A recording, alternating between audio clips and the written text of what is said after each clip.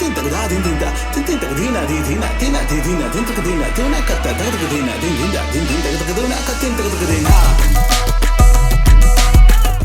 tin tak dina di dina tina di dina tin tak dina tuna katta tak dina din da din Yes, respected members from the education fraternity, fellow lovers of art, literature, and intellectual discourse, Assalamu alaikum and a very good afternoon. My name is Ambreena Ahmed and I'm the Director of Teachers Resource Center. And I'd like to welcome you all to this session we are calling Creating Resilience Through Climate Change Education. The right words can really move people to think and act, and KLF does just that.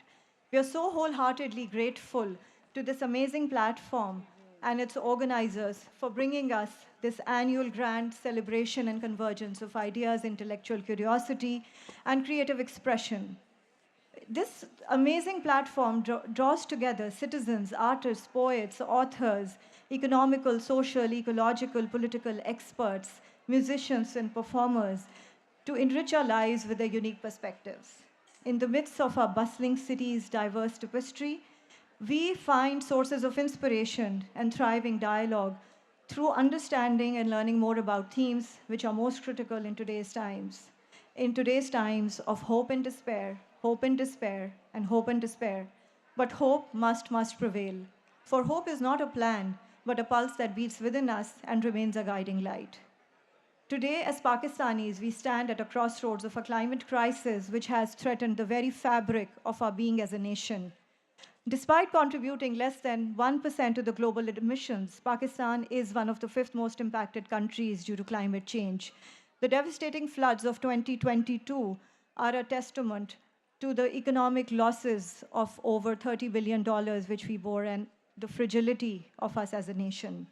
The country faces dual intertwined emergencies of climate as well as learning poverty, with over 22.8 million children out of school and almost over 75% of them in school unable to read or comprehend a simple text which is age appropriate by age 10. Sustained, cohesive, and urgent measures are needed to move forward. Only through a unified commitment to education can we transform to thrive and survive. Being a largely youth-based country, there's a huge opportunity for us to engage, empower, and upskill our youth for resilience and co-creating sustainable solutions to Pakistan's education crisis.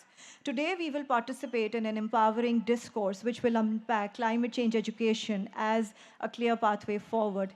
And we are very lucky to have with us one of the most influential voices on climate change education of our times. We need a homegrown model to tackle our own climate change issues and engage all stakeholders bottom up. I'm proud to inform that I come from an organization called the Teachers Resource Center, which has been working tirelessly and steadfastly for over 38 years to institutionalize urgent themes through teacher and student-centric models. And climate change education is the most recent one. Recently, we have launched a countrywide campaign where we are institutionalizing, developing materials, curricula, teacher training models, and student-centric campaigns to institutionalize climate change education through buy-in from all stakeholders. We are committed to cultivate environmental stewardship from as early as pre-primary to primary up to grade 10 at the school level and through the youth engaged in the public sector universities for designing social action projects addressing our indigenous issues through indigenous solutions. Please join me as I honor and welcome a true visionary, a passionate advocate, a dedicated policymaker, and an inspiring thought leader, and undoubtedly one of the most influential climate change champions of our time. Madam, it's a profound honor for me to read out from a long list of accolades and acclamations, but I would seize this opportunity and introduce our very own Senator Sherry Rehman, who's the parliamentary leader of PPP in Senate, chair of the Senate's Standing Committee on Climate Change and Environmental Coordination, President Pakistan National Group of the Parliamentarians for Global Action, former Federal Minister for Climate Change, ranked amongst 100 most influential people of 2022 by Time magazine, 25 most influential women by the Financial Times, former Vice President of the United Nations Environment Assembly, founding chair of the Jinnah Institute, a fourth-term parliamentarian, diplomat, journalist, and a civil society activist, recipient of Pakistan's highest civil award, the Nishan-e-Pakistan. Madam, I invite you for a keynote address as the session chair. Thank you so much. Bismillahirrahmanirrahim. Thank you very much, Ambreena, for that long and generous introduction. I'm usually used to speaking from a podium, so forgive me if I struggle with this chair mic, but I will do my best. एक तो आप सबका बहुत बहुत शुक्रिया यहाँ आने का भी और KLF का कि इन्होंने ऑर्गेनाइज़ किया सारे ऑर्गेनाइजर्स को बहुत बहुत मुबारक और I also hope that these literary festivals attract more voices, more people, and converge on key ideas that can change our realities. So I think the few things I want to say is, first of all, Ambreena very over-generously introduced me as an expert in climate education. So that's not really what I am, but I think it does not require maybe an expert on the environment and climate, a self-made one, but it does not require any rocket science to make the links between the future and today. And that link, that bridge in the chain is obviously, very obviously, young people, what they think, and how they act. So in many of our conferences, we've been talking about climate action, climate action, climate action. We now actually have fairly decent policies in place.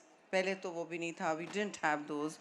And the first job of a federal ministry in the face of very high devolution and excellent policies in each province, the only job really of a federal ministry on climate change and environmental coordination is coordination. And I had to come and change the name because environment was not part of the name. And it's part of our institutional confusion about what climate change is, what the environment is, and what this triple planetary crisis means for us. So we often get lost in jargon and use that as a substitute for action. And that's part of the whole bandwagon of climate change internationally, everywhere, that it can, conferences upon conferences internationally, create targets, set goals, and we are at a place where, well, 29 conference of parties, the international ones that address climate change, the COPs, 27, 28, 29. After that, instead of lowering the global goal of warming and emissions, we are actually going like this instead of even the plateau. So there's a science to it, and therefore the grapple here and the scatter is very great. It has to be understood and repeated again and again. And incidentally, the facts change very fast on the ground.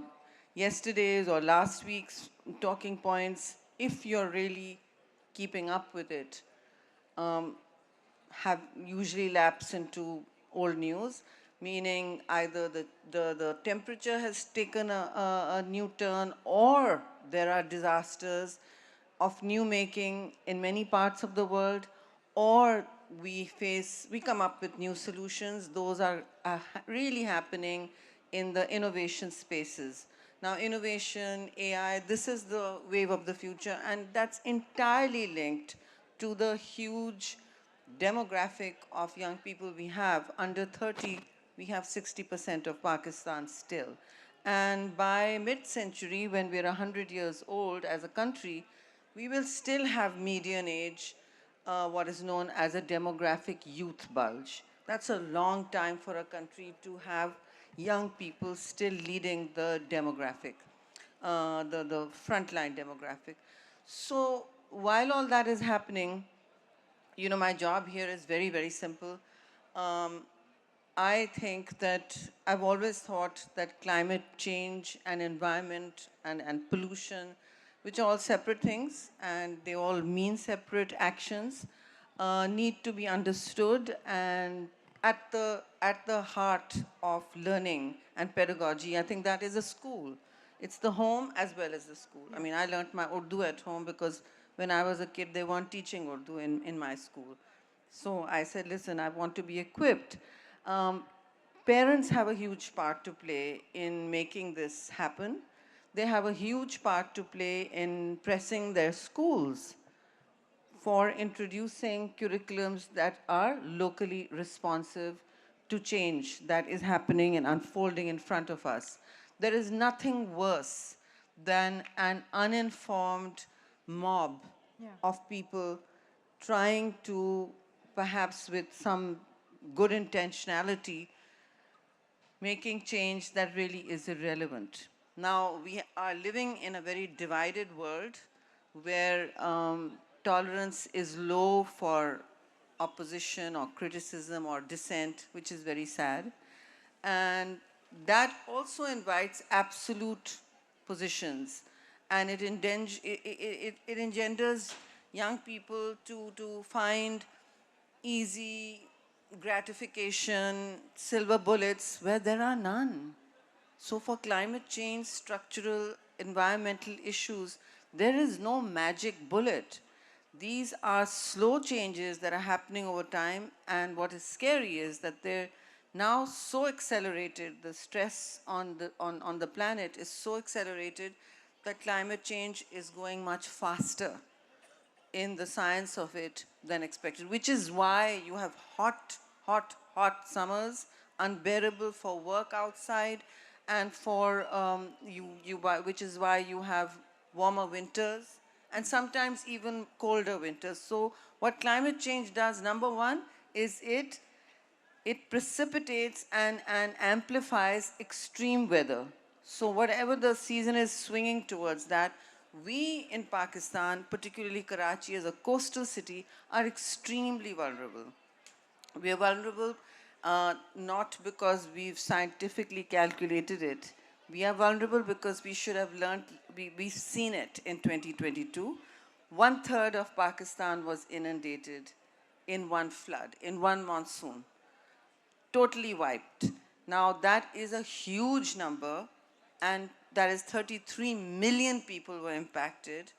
Several died, and the thing about climate change is it creates a new layer of inequality, which is not really discussed much, because that's just not the international vibe.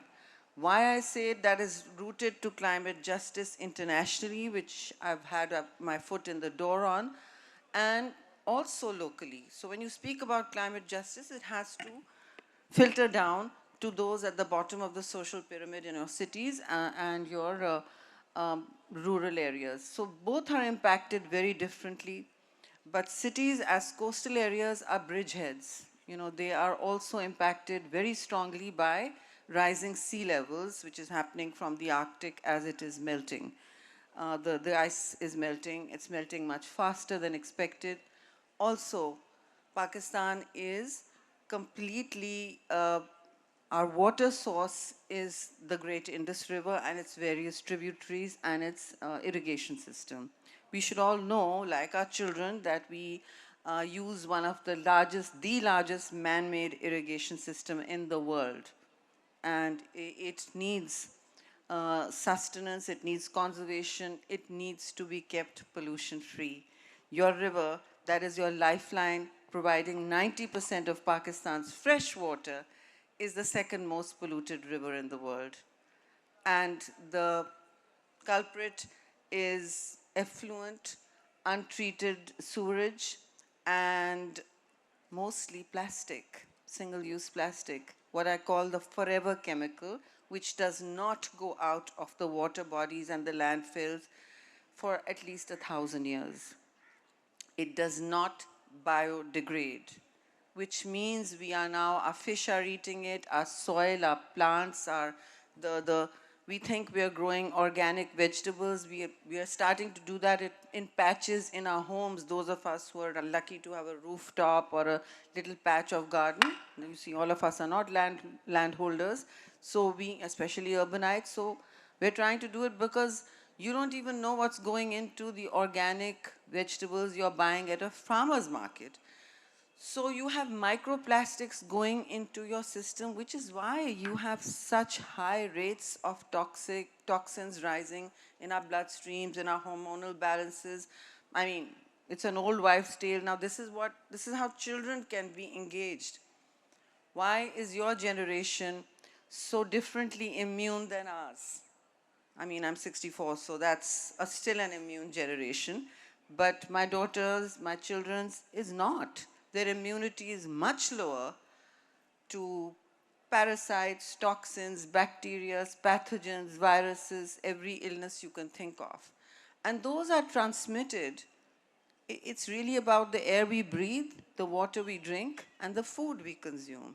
That is what goes into your body, and this is what children also need to understand and interact with and become the champions of change for. So this brings me this kind of organic relationship with nature is what our children need to be rebuilding. Because what did the 20th century do, ladies and gentlemen? It distanced us from nature. Man mostly, not women, of the global north, the industrial north, were busy conquering this planet, right? That's been the history of how humanity has evolved. And the conquest included, inventing plastics, cheap and affordable, transportable things to use. Obviously, factories, steel, cement, all of that makes our civilization what it is. I'm not sneezing at it. I'm saying that is the way it went. Humanity goes in a linearity, but I think it's time now to be circular. The 20th century was linear. The 21st century has to be circular, which means giving back, giving back, giving back to the soil, to the water, to everything that you're consuming. Because the other lesson that children need to learn, and so do adults, please, is that water is not infinite. Water, if you ask me what is the one crisis facing Pakistan, climate and environmental, if there's one, I hate that type of, reduction, but it's water and food insecurity that will hit us. Now, all of you able to come to beach luxury are not going to feel it. You're still in the 1%. It will be felt at the bottom of the social pyramid. It is already being felt. In the rural areas, it's a daily reality, and in wherever there is water scarcity. Because water impacts food, it impacts livelihoods, and it impacts the quality of your health, like air. And let's take, I say air, water, food, because these are things we can be responsible for.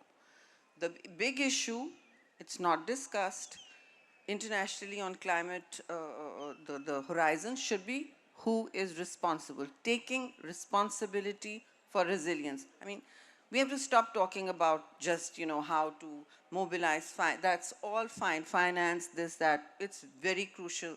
But at this level, when we're talking about children, when we're talking about our homes, our schools, and really the children are powerhouses for the future.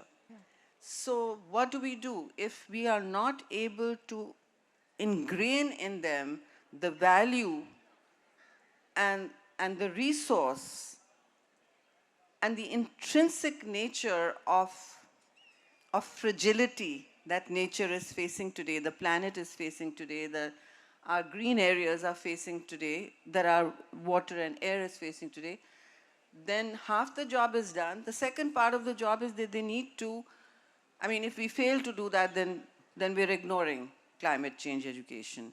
And I do want to come to this subject. So what do countries, there are countries that have, Italy was the first country that adopted climate as part of the curriculum. And when I say climate, please forgive me, I mean it as a shorthand for the biodiversity crisis, the air quality crisis, and of course, climate change and environment. But they're all different things. And Pakistan is a poster child for the poly crisis that is coming to us in all ways. It's like a perfect storm, yet we have very resilient soil, resilient water, and people. What do we do with children? There are 26 million children out of school. All your talking points are out of date. It's not 22 million, it's 26 million. Check that. And that's a huge number. Somebody asked me the other day, what keeps you awake at night? Believe it or not, it is that. not every night, but if that really, really worries you, it should be that. And that is why I think the Teachers Resource Center, I often think of the TRC, you don't know that I do, is I wish we could empower the TRC to magically give us more teachers, because that's part of the crisis of education in the country. It's not so much schools, it's not, transportation. It is. It's the will of parents to send the girl child to schools, but it is having the teachers who have not ticked their box and gone home, or stood there and just told children that rote learning is what they need to do. Ye yaad kar lein, wo yaad kar lein. No. The heart of a good education is an inspiring teacher and someone who knows and who's also constantly learning. I mean, that's wisdom. That is, if you're even the slightest bit of an intellectual, then you are learning all the time.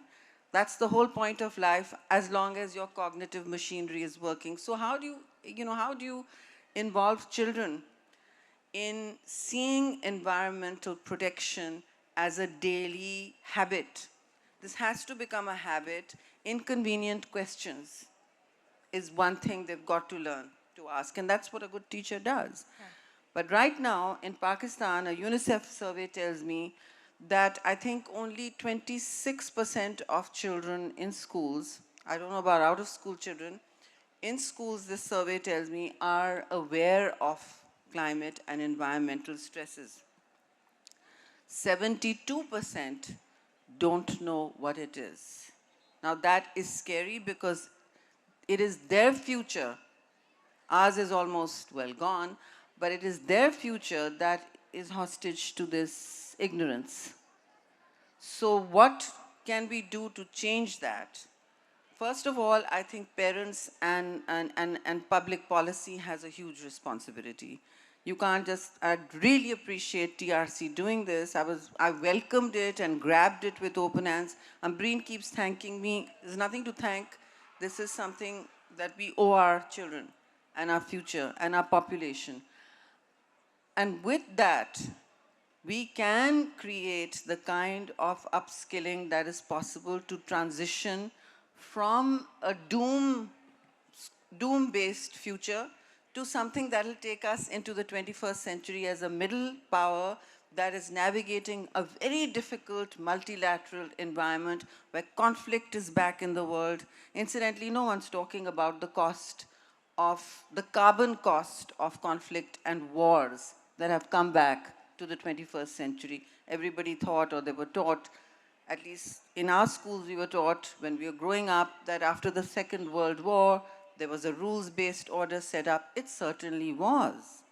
At the United Nations, from League of Nations, it went to the United Nations. And today, I said it the other day, the rules-based order internationally is an ICU. There are different rules for different players. Please understand that. And I keep telling policymakers in Islamabad, I want to share it with all of you because you're all influencers. Every single one of you, the 1%, is an influencer. You cannot say, but I have no agency, I sit at home. Or I have a small company, or I'm retired. All of you have agency.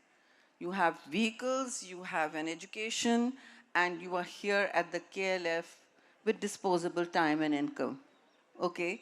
So you all have agency, and you all can do something about it. Don't look up and curse each other, the world.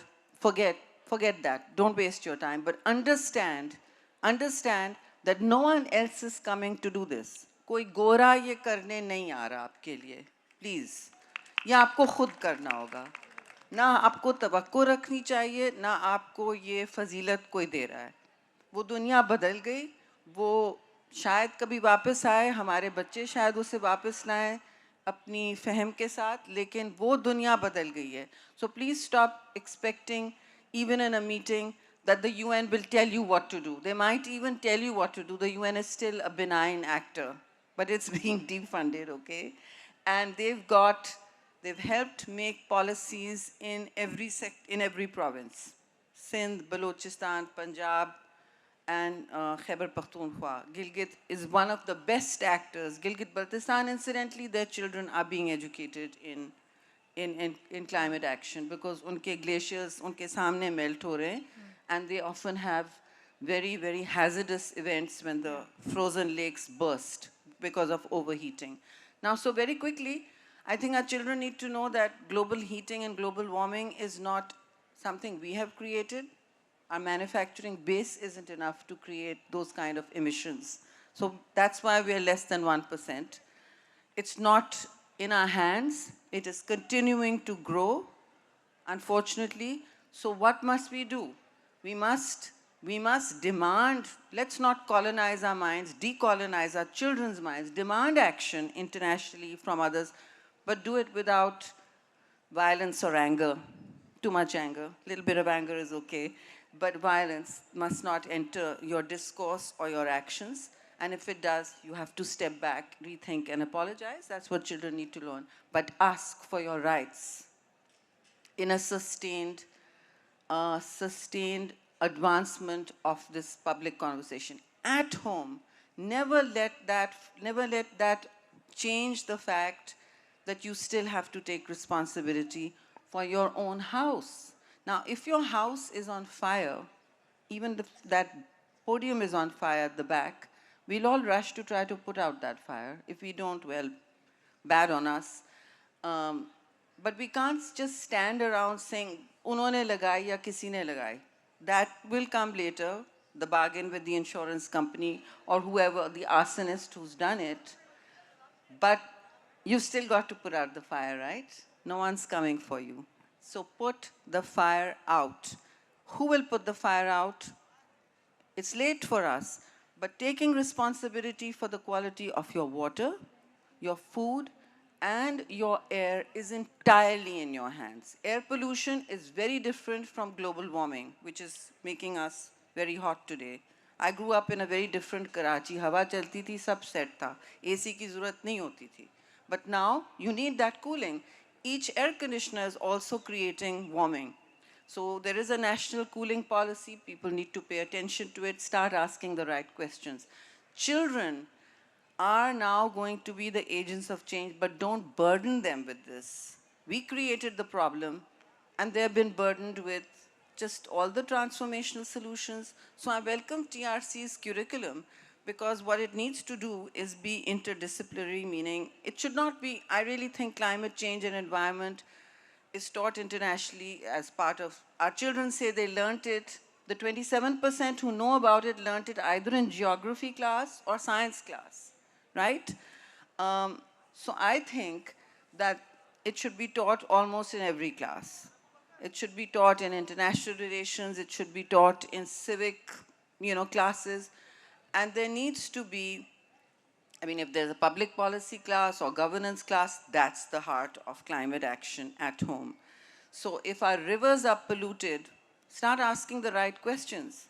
Why is our water so polluted? Nobody else has done that for us. Yes, there was dumping on our coastline. When we were in government, I made sure that was stopped. There's a policy now that ships can't dump. Whether you know it or not, they can't.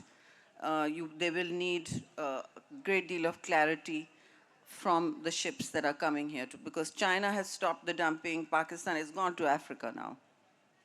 Did you know that? Our coastline in 2020 or 2021, there was a massive dumping. I think huge cargo ships came and dumped almost toxic hazard on our shores. This is an international habit. Because the world lies to us, they lie to each other. Only 9% of plastic is recycled in the world after all the hangama tamasha. 9%. Pakistan only recycles 1% of all its waste, despite Sher Shah. We don't know about what goes on in Sher Shah. We're a jugaad economy, so we reuse, which is excellent. Repair, reuse, recycle, and don't just throw away things, right?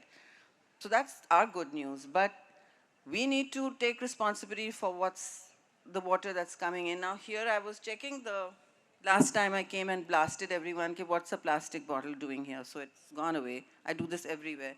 I was reading, I made sure I read. I don't want to hassle Nestle, but they always respond. Doesn't say anywhere this is recyclable. Check it out. Check what it says. And if it says it's recyclable, I asked at a several huge gathering, both internet, I said, show me the collection centers. Where is the recycling happen? It happens when you first dump it in a collection sector. I live in half the time in Islamabad. It's very small compared to Karachi. You can manage Karachi, Islamabad. So where is the collection center for F7? Where is the, where all the shops are? वहाँ होते थे पहले हमारी बचपन में return the bottle and you gave in large Pepsi, Coke, other bottles and returned the bottle and you got a refund, a small. So that's an incentive. None of that circularity exists anymore. This is all rubbish that it's being recycled. It is not. If it is, I'd really like a session next year on all the core producers telling us how. And I want to help them. I'm not their enemy. I keep telling them, I'm calling you out, but I'm not your enemy. We need to find you low-cost alternatives. Who will find the low-cost alternative? Our young people. And actually, they are doing it. They are innovation hubs all across Pakistan that people don't know about. Because these young people in universities, in even secondary schools, are creating solutions. The minute they find out of a water or air quality crisis, they're creating solutions. I'm not even going into the energy transition. That's too big to handle for children right now or us, but I mean, the good news there, ladies and gentlemen, is Pakistan is going renewable on its own. On its own. There's a solar revolution happening right under our noses, despite government. When I say despite, I do have to give us all a bit of credit. It's because of an enabling policy called net metering, where everybody who can afford solarization is selling energy back into the grid. The grid is now too overloaded with extra energy. But that's the fact, that's the reality. We are going through a rooftop revolution. We've imported 1/3 of our installed capacity in 1 year from China of solar panels. They're going somewhere. So Pakistan can meet its nationally determined commitments and promises aram se by 2060. This is all rubbish that it can't. It's just happening. And that's not the issue. We've never been big polluters. But there is an issue in Punjab. They have a 5th season there. And the pollution often rises here as well. It's a very big city. The effluent coming out into the river, the effluent coming into the air. That's what you all need to teach your children about. That this is what we need to worry about. And please teach them that water is the new gold. I won't call it the new oil. I don't particularly like oil. It's a dirty fuel, but it's the new gold. Please don't throw it away. Pakistan is set to be water scarce in 2025, so I'll still drink the water given to me. 2025 is right here. It's here today. So you know what's happened? We don't know that we are water scarce because no one's telling us.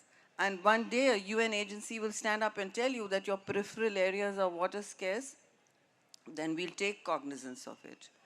But parts of Balochistan, Buledi Sahab, aap baithe, you know, are water scarce. Complete desertification. The cracked earth you see, that's the norm now. फिर भी हम लगे हुए हैं कि हम वहाँ पानी निकालेंगे ट्यूबवेल से और निकालेंगे because there's no water left underground also. It's called groundwater. It's not there anymore. The same is happening in many parts of Sindh, but Sindh and Punjab are irrigated, as I said, by the Indus and by the largest man-made irrigation system in the world, which is Punjab. The canal colonies, created by the British for different reasons, whatever it is, big hydropower source.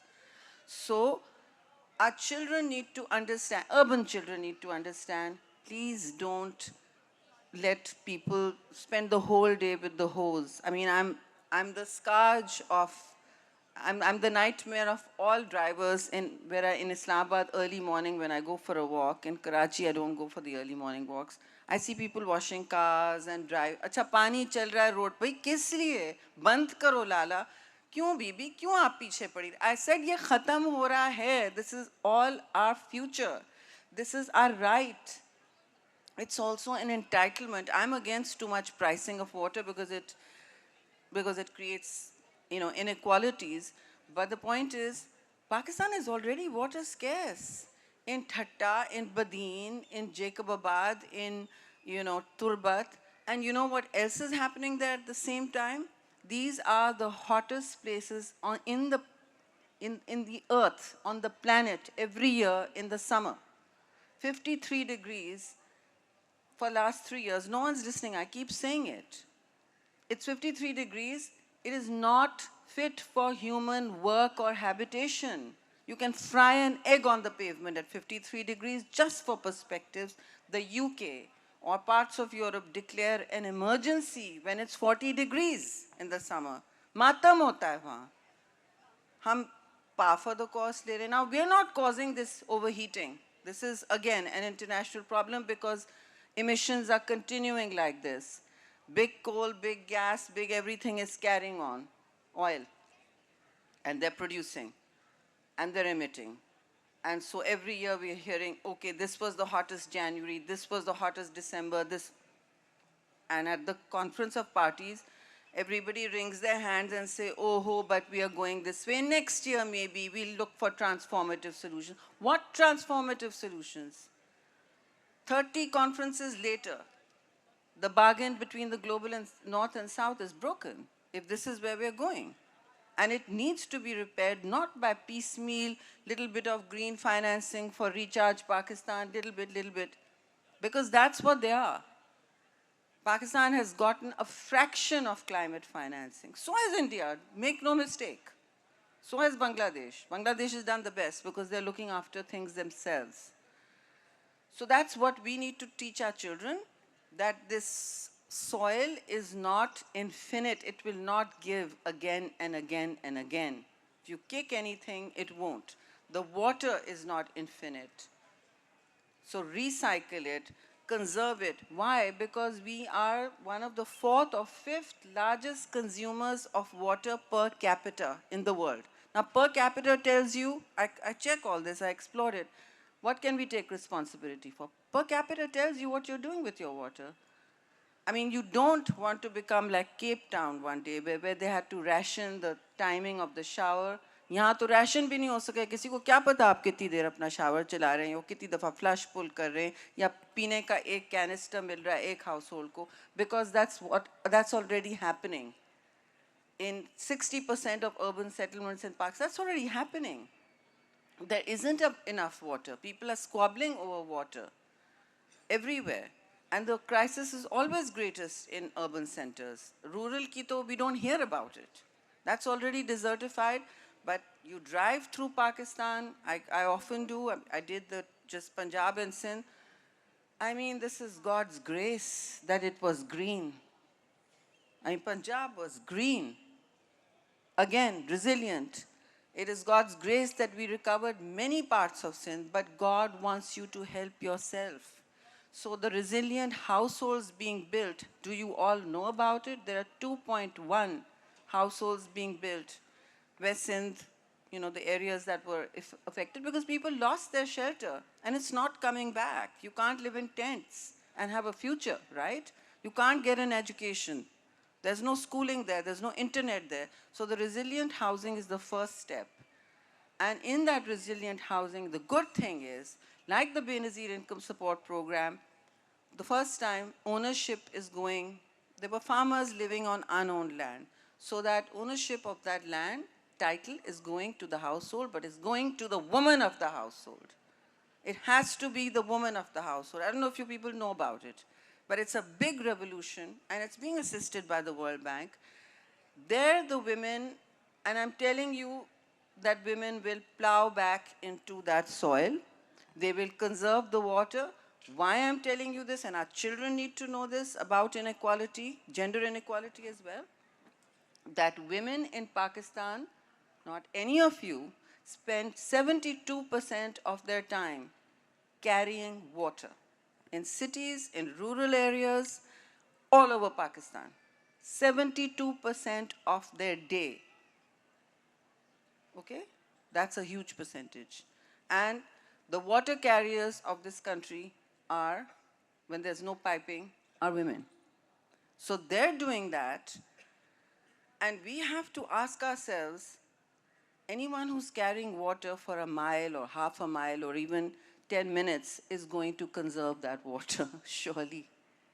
Anyone who has to pay for the soil and worry about, will this grow? Oh, should I plant rice again? It's taking up too much water. It's a thirsty crop, right? The children will ask and the women will ask, do we have enough water? Should we try a crop rotation?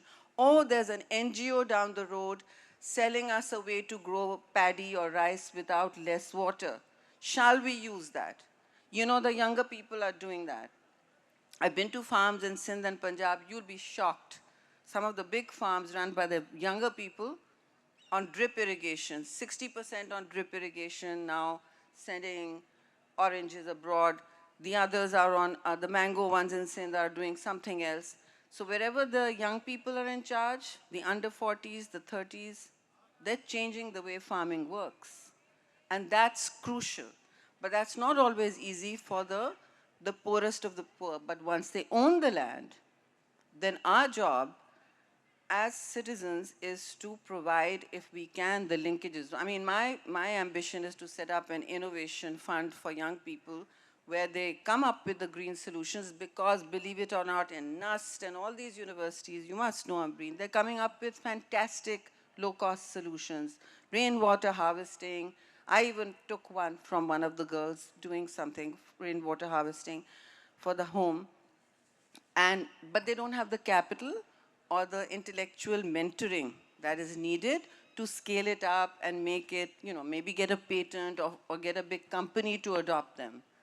So Karachi can be a haven for that, and as soon as I retire, that's what I'm doing. So I mean, we need to all pitch together and do this because young people are where the journey to transformative action is. It's not with you and me. We can still tell the story, but we have to assist them. We have to, because we created this crisis. By being unaware, by being 20th century consumers, which is great, consumption is all good. I mean, I wouldn't even, I don't want to say more, but I would do a lot of things differently. So habits don't all have to change. We don't have to panic. It doesn't have to happen overnight, but the process can begin. I force my husband to always say, okay, tell me how much water you need to just shave. So he has to hear this every week, shouting, okay, let's see how much water you're using. I'm measuring the carbon footprint of our home, which is why I've solarized in Islamabad, because the carbon footprint was too high. The heating there is needed much more than here, and even the cooling, believe it or not. So extreme weathers, the capital outlay, whatever you can afford, you need to do. And for the rural people, we need to, I mean, this is the one last ask I would have of our children, of our teachers. Ask them, when a country needs transformative action, then we need to have children doing more than plant one tree. They need to do more than plant one tree and look after that tree. They need to do that. But they need to take actions in their community. This should be part of their qualifying exam. If you want your degree, show us how you have saved water. Entitlement in countries like that are halfway there. So demand your action. Say, I want to see why this brick kiln is not closed, or why this factory is putting out black fumes, or why it's throwing sewage. They make enough profit into the water because that's what they're doing. I won't tell you the figures for Karachi. They will really, really shock you. But I'll give you a small figure for Rawalpindi and Islamabad. 9 billion gallons of untreated sewage are going, 9 billion gallons a day, going into the Rawal Dam. You've seen the Rawal Dam? Used to be beautiful. It can be beautiful again, but it's going to be our children who will change that. Thank you. Time's up. Thank you so very much, Senator Shari Rehman, for this powerful keynote, which has ignited both a sense of urgency and hope amongst all of us. A big thank you to KLF for making this happen. and very, very grateful to you, our dear audience, for listening to us, for your interest and ownership of this cause. I'd like to end with reading out two quotations which I found very relevant for today's session. One which says, "Climate change is no longer some far-off problem. It is happening here, it is happening now." And lastly, "In the end, we will conserve only what we love, and we will love only what we understand, and we will understand only what we are taught." Thank you so very much, and thank you so much. Thanks for doing this. Thank you. Tin tak dina di dina tina di dina tin tak dina tuna katta tak tak dina din dinda din din tak tin tin tak da din dinda tin tak dina di dina tina di dina tin tak dina tuna katta tak tak dina din dinda din din tak tak dina katin tak tak dina